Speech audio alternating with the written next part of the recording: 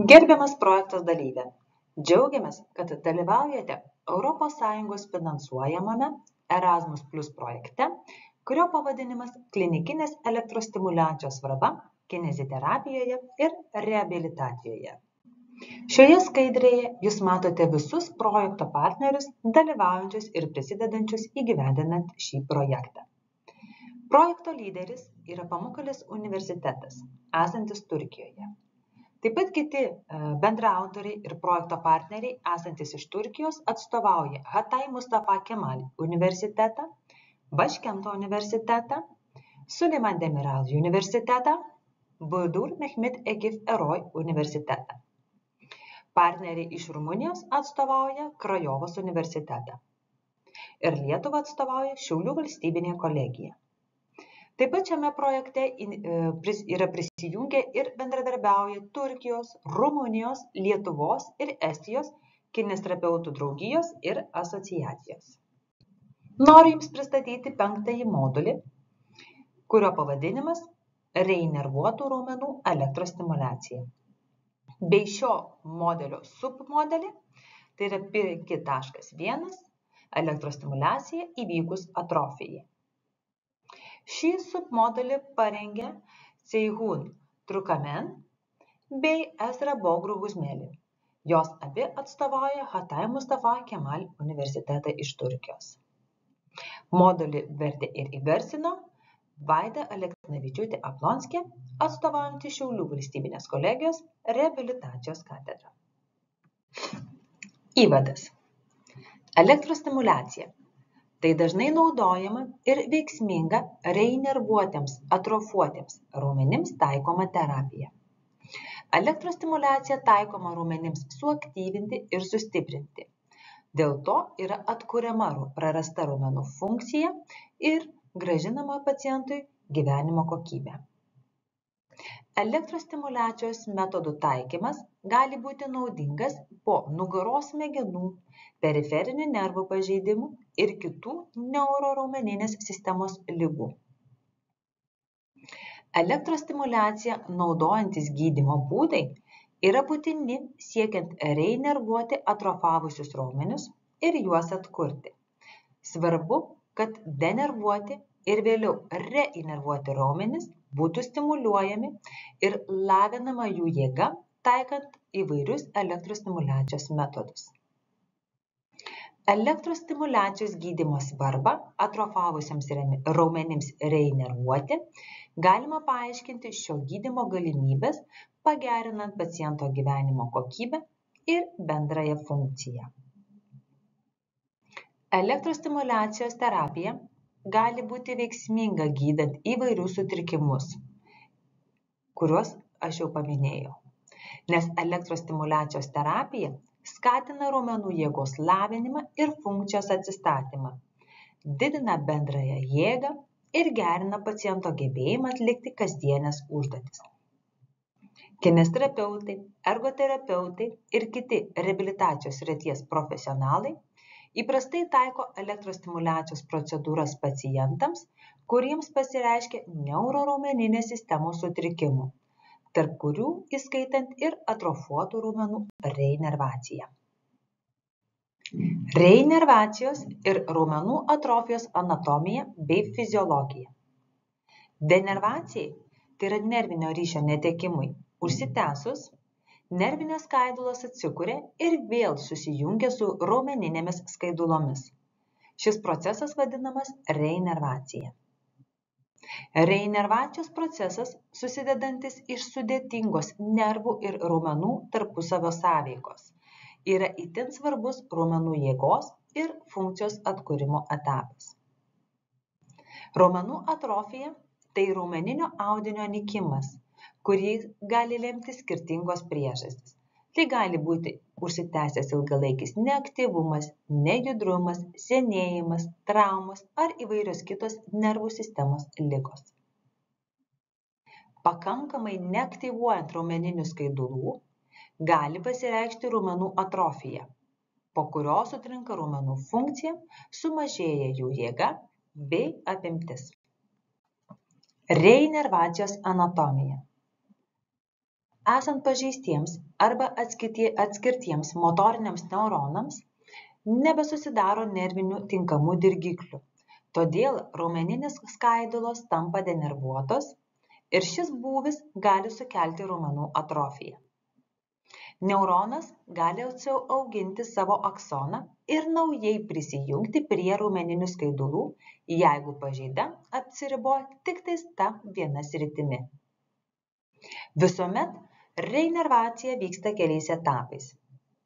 Pirmojo etapo metu vyksta aksonų išsišakojimasis. Kad naujai prisijungtų prie raumeninių skaidulų, sužeistas motorinio neurono aksonas jungiasi arba auginasi naujas šakas.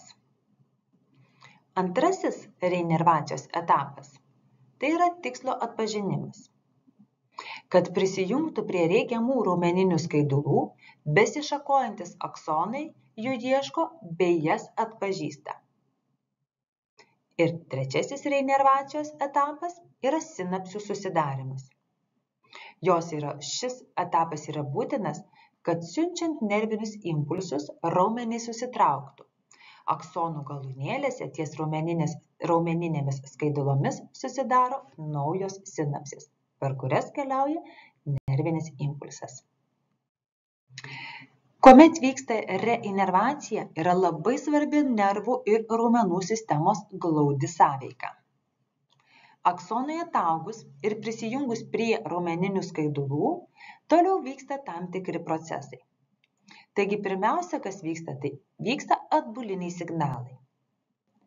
Atsikūrusios aksonų jungtys į somą siunčia atbulinius signalus, kurie aktyvuoja genų ekspresiją ir baltymų sintezę. Tai yra reikalingus nervinių skaidulų būklei palaikyti ir toliau plėstis. Antrasis etapas – tai yra raumeninių skaidulų remodeliavimasis. Nervinė jungtė atkūrusios raumeninės skaidulos pakinta savo apimtimi, forma ir susitraukiamosiomis savybėmis. Kad tai įvyksta dėl to, kad jos prisiderintų prie naujos nervinės aplinkos ir taptų vėl aktyviomis. Ir trečiasis etapas yra motorinių vienetų įdarbinimas. Atnaujintos raumeninės skaidulos įsitraukia į jau esamus motorinius vienetus, todėl pagerėja raumenų jėga ir funkcionalumas. Raumenų atrofijos anatomija. Raumenų atrofija gali sukelti daugybę skirtingų veiksnių, kurių yra nejudrumas, imobilizacija, senėjimas ir nervų sistemos ligos. Šioje skaidrėje yra pateikiami keli anatominiai pakitimai, kuriuos sukelia raumenų atrofija. Pirmiausia, tai yra dėl sumažėjusios raumeninių skaidulų apimties arba viso raumens skersmens sumažėja ir raumenų masė. Antrasis, raumenų masę bei jėgą veikiantis veiksnys yra miofibrilių netekimas. Miofibrilės – tai kontraktiliniai raumeninių skaidulų vienetai. Ir trečiasis – skaidulų tipo pakitimai. Pirmo tipo lėtai susitraukiančios skaidulos gali virsti į atrofiją labiau linkusiomis antro tipo greitai susitraukiančiomis skaidulomis. Taigi šie anatominiai pakitimai lemia raumenų atrofiją. Raumenų atrofija sukelia keletą sudėtingų ir iš esmės dar iki galo nesuprastų ir neišsiaiškintų fiziologinių procesų. Ir štai vien keletas iš jų. Pirmasis tai būtų baltymų būklės pablogėjimas. Raumenų baltymai, vykstant proteolizei, pradeda skaidytis, dėl ko sumažėja raumenų masė. Antruoju etapu sumažėja baltymų sintezė. Sintezės metu pagaminama mažiau raumenų baltymų, dėl ko raumenys greičiau netenka masės. Ir trečiuoju tai yra mitochondrijų disfunkcija. Energiją gaminančios mitochondrijos pradeda veikti ne pagal savo funkciją, dėl ko raumenys irgi praranda savo funkciją. Taigi, kokios elektrostimuliacijos terapijos rūšys arba tipai gali būti taikomi, norint skatinti reinervaciją? Elektros stimuliacija tai toks terapijos būdas, kurio metu stimuliuojant nervus ir raumenis gerinama raumenų funkcija bei lavinama raumenų jėga. Tam tikras elektros stimuliacijos taikymo technikas galima naudoti, kai reinervuoti raumenys yra atrofuoti. Nustatyta, kad elektros stimuliacija gali atkurti visus motorinius aksonus per 3 savaitės, kol įprastai be stimuliacijos šis procesas trunka nuo 8 iki 10 savaičių. Taigi elektros stimuliacija skatina motorinių aksonų atsigavimą. Šios išvados yra reikšmingos, nes jos leidžia teigti, kad elektros stimuliacija gali būti veiksminga priemonė nervo atsikūrimui skatinti ir spartinti motorinės bei sensorinės funkcijos atsistatymą patyrus nervų sistemos pažeidimą. Spartindama aksonų ataugimą ir nervinių jungčių atsiskūrimą, elektros stimuliacijos potencialai gali padėti žmonėms greičiau ir pilniau pagydyti patyrus įvairius nervų sistemos pažeidimus. Periodinė nervų elektros stimuliacija, dar gerai žinoma kaip trumpiniu TENS.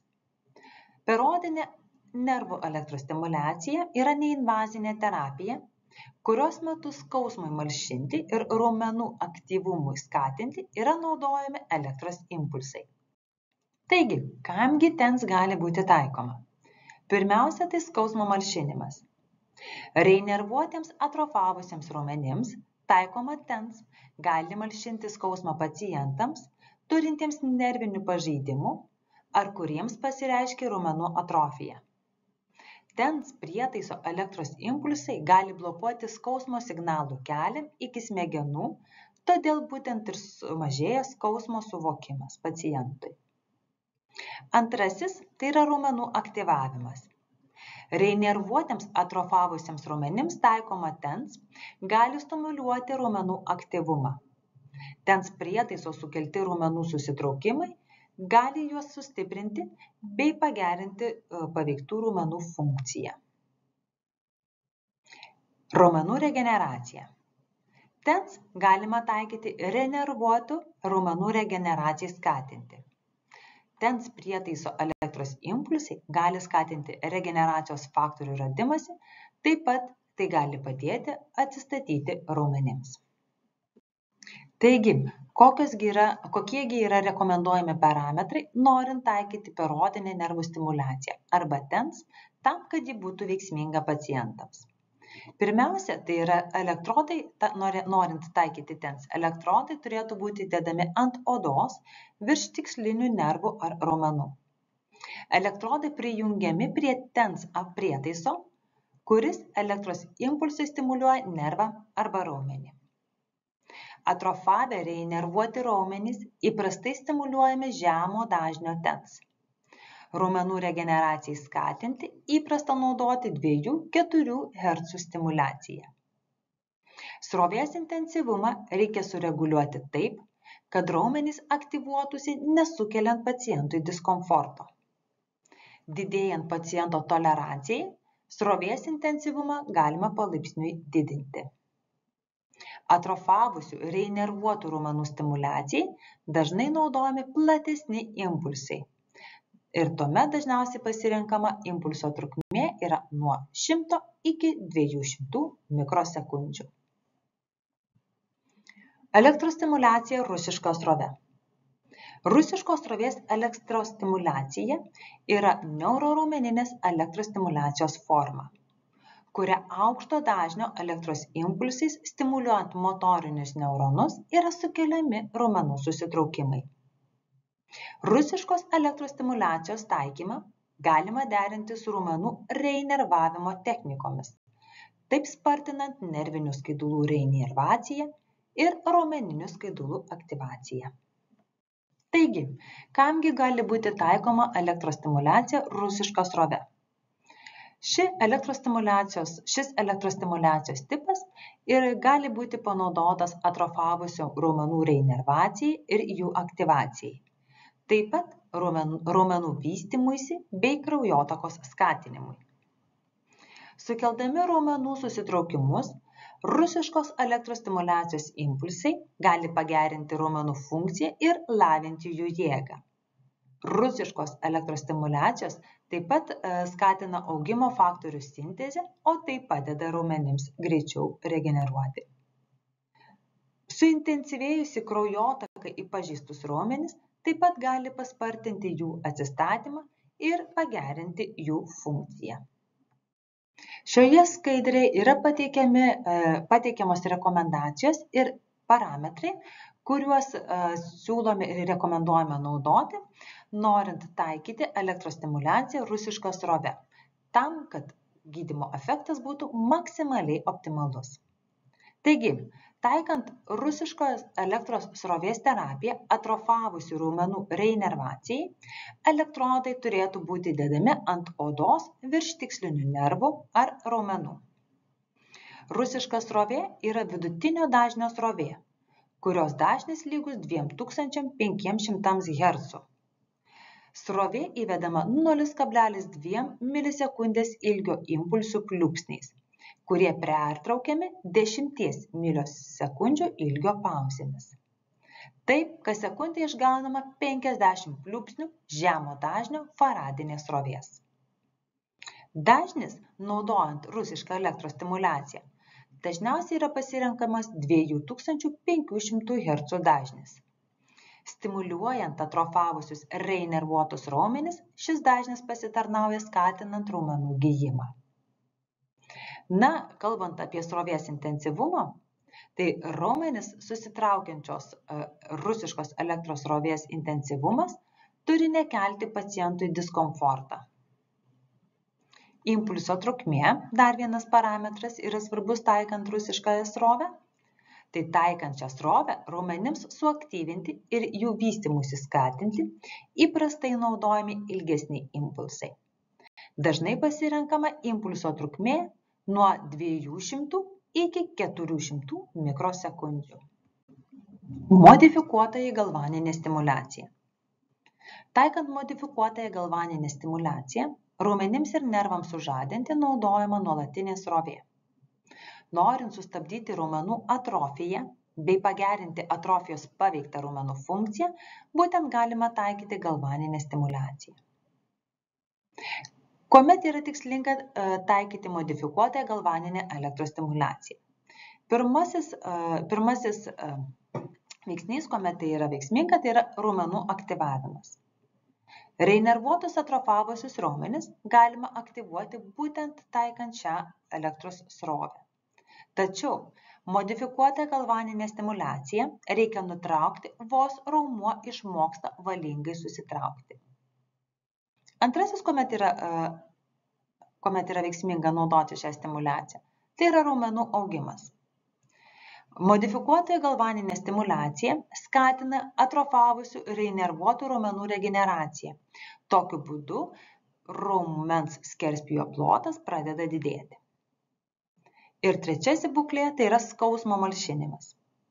Modifikuotoji galvaninė stimuliacija taip pat gali būti naudinga malšinant atrofavusių reinervuotų raumenų skausmą. Elektros srovė iš galvaninio stimuliatoriaus gali malšinti skausmą, mažindama tinimą ir skatindama kraujotaką į sužeistą arba paveiktą sritį. Kokiegi yra rekomenduojami modifikuotos galvaninės elektrostimuliacijos parametrai, norint jas saugiai ir veiksmingai taikyti? Taigi, taikant modifikuotą galvaninę stimuliaciją, atrofavusiems reinervuotiems raumenims elektrodai yra dedami ant odos virš tikslinių nervų ar raumenų. Dažnis modifikuotoje galvaninė stimuliacija naudojama nuolatinė srovė būna 0 Hz dažnio.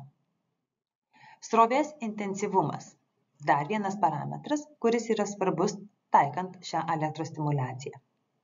Taigi modifikuotosios galvaninės srovės intensyvumą reikia priderinti pagal paciento toleranciją elektros stimuliacijai, bet jis turi būti pakankamas, kad raumuo susitrauktų. Didėjant paciento tolerancijai, srovės intensyvumas gali būti palaipsniui didinamas. Na ir kokiagi impulso trukmė turėtų būti? Modifikuotos galvaninės srovės impulso plotis gali būti nuo 30 iki 150 milisekundžių rėžyje. Siekiant stipriau suaktyvinti raumenis ir dar labiau skatinti jų augimą, galima nustatyti ilgesnę impulso trukmę. Visada reikia atsižvelgti į paciento toleranciją ir komforto lygį. Dar viena elektrostimuliacijos technika – tai yra elektrostimuliacija žemo dažnio srove. Žemo dažnio elektrostimuliacijos taikymo paskirtis – stimuliuoti pavienius raumenis arba jų grupes diagnostikos arba gydymo tikslais. Priimtina, kad šiam tikslui tinkamiausia yra keturkampė 100 Hz dažnio srovė. Gydyme paprastai taikoma nuo 1 iki 100 Hz dažnio srovė. Kada yra tikslinga naudoti elektrostimuliaciją žemo dažnio srove? Tai vienas pagrindinių jos yra taikymo būdų, tai yra, kuomet norime skatinti aksonų ataugų ataugimą.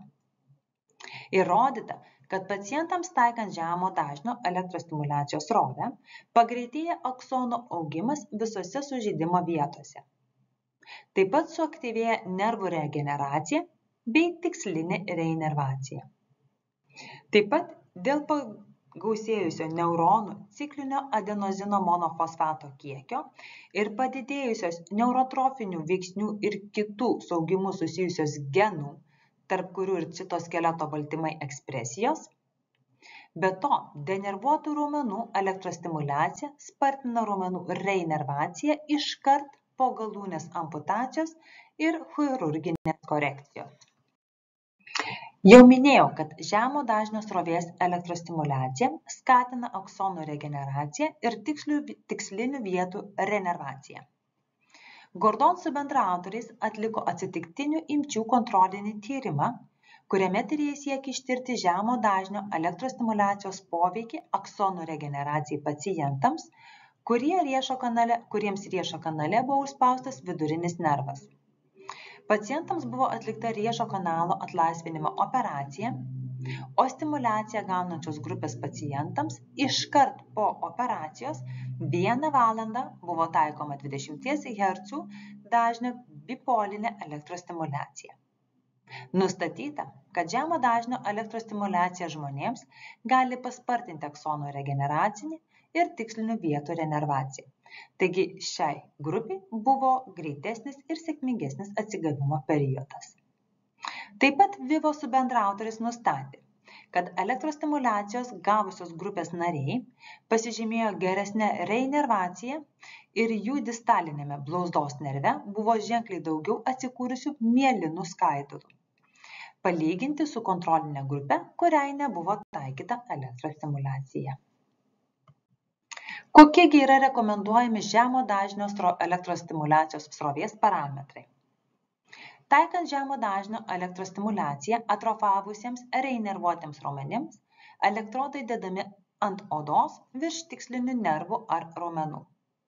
Rekomenduojamas žemo dažnio elektrostimuliacijai dažnis paprastai yra 10–30 Hz dažnis, tačiau labiausiai rekomenduojamas dažnis yra lygus 20 Hz. Žemo dažnio elektrostimuliacijos srovės intensyvumą reikia priderinti pagal paciento toleranciją. Tad srovė turi būti pakankama, kad būtų sutraukti raumenys, tačiau tai neturėtų sukelti pacientui didelio diskomforto. Didėjant paciento tolerancijai, srovės intensyvumą galima palaipsniui didinti, norint gauti geresnius gydymo rezultatus.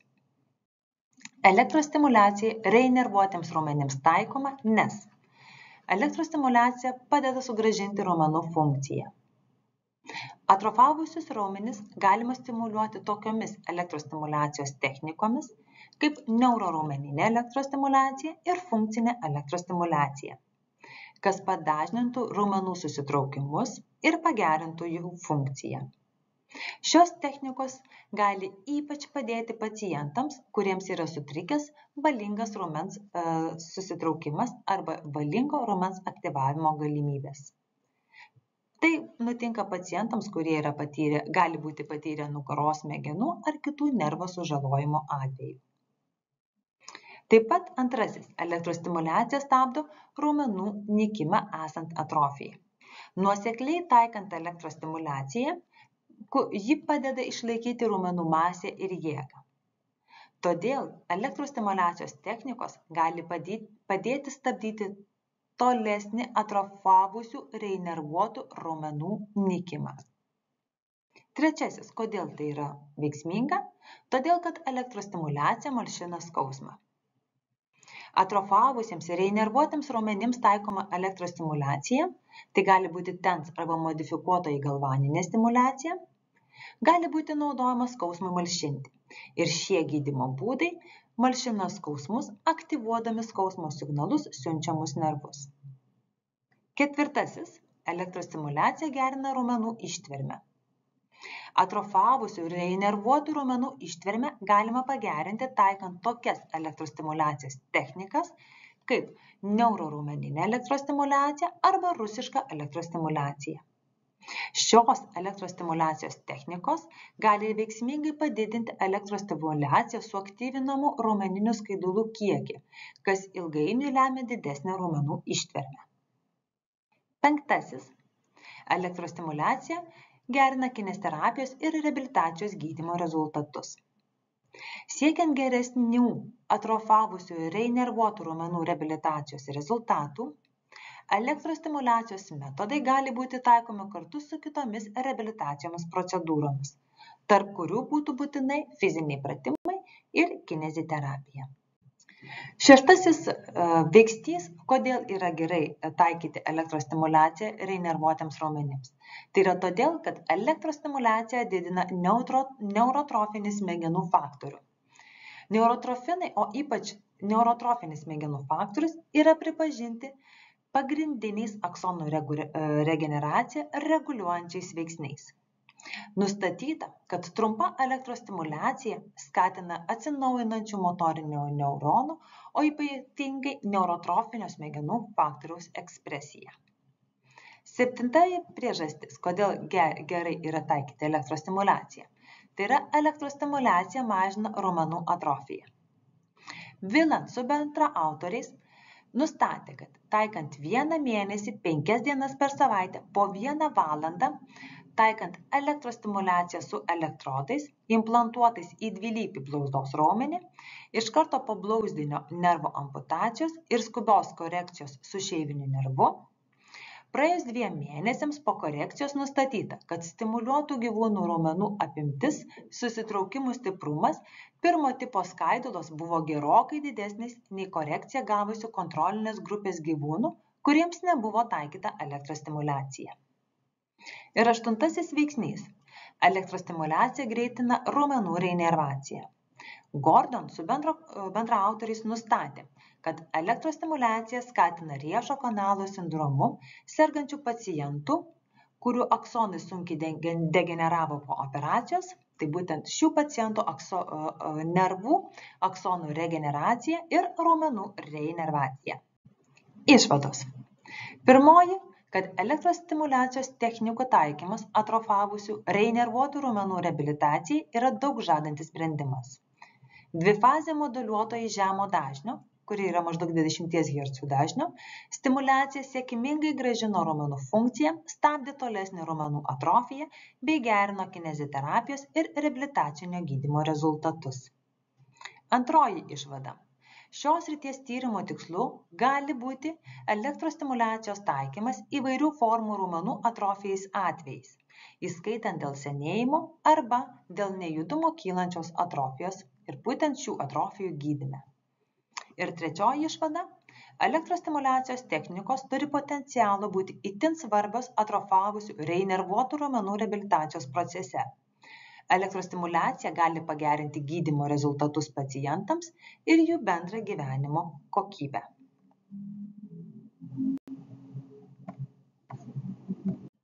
Šioje skaidrėje jūs matote visus literatūros šaltinius, kurie buvo panaudoti rengiant šį pristatymą. Taip pat ir šioje. Ačiū Jums, kad domitės elektrostimuliacijos taikymo galimybėmis kineziterapijoje ir reabilitacijoje. Šioje skaidrėje matote visus mūsų projekto partnerius.